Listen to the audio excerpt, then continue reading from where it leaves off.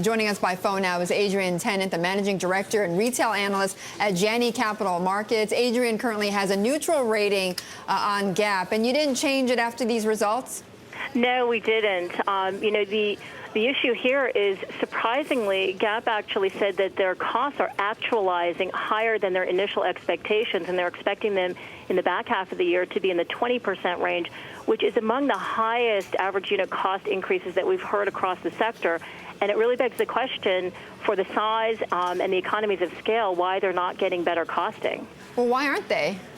You know, I think part of it is that the Old Navy business, which is about 40% of the sales, as well as their outlets. So if you think about half of the business, really doesn't have a lot of capacity to continue to reduce, the costing piece of it. They run on fairly thin margins, and then they pass them through at a value price point.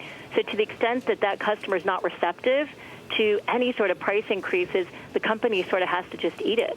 But why weren't they more prepared? It sounds like they were kind of blindsided. It's a moving target. Cotton was up as high as 220 a few weeks ago. It's come back in. It's a strange thing because they have a lot of factories.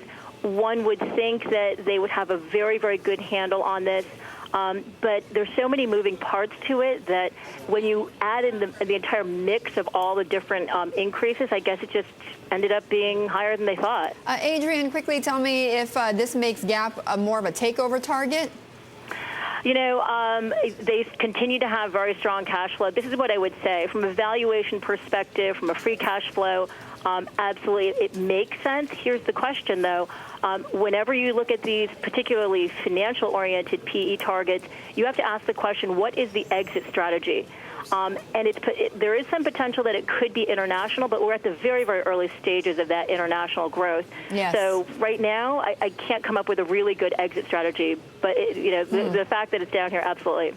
Adrienne, thank you. I appreciate it. Adrienne Tennant of Janney Capital Markets.